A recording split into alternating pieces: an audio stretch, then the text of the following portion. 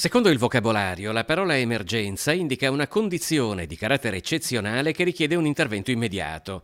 Ma può considerarsi ancora emergenza una condizione che si manifesta periodicamente come lo smog in Veneto e il conseguente blocco del traffico? Se lo chiede il Partito Democratico, che ha elaborato una serie di proposte alternative alle politiche fin qui adottate in regione. Bisogna investire per sostituire gli autobus del Veneto, che sono per oltre il 75% vecchi, sono delle caldaie su 4 ruote che inquinano. Bisogna investire di più nel trasporto pubblico e far circolare meno auto nel Veneto, e bisogna coibentare e far risparmiare energia alle nostre case, che sono tra le principali responsabili delle polveri sottili.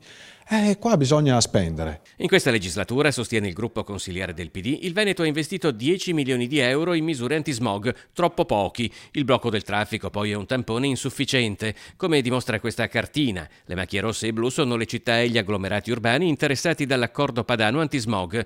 Queste sono invece le emissioni di PM10 per ogni comune. Il Veneto è tra l'altro in forte ritardo nella diffusione di auto elettriche. Basta vedere il numero di colonnine pubbliche, meno di 500 in Veneto. Siamo maglia nera in Italia e l'Italia è maglia nera in Europa, quindi gravissimo ritardo.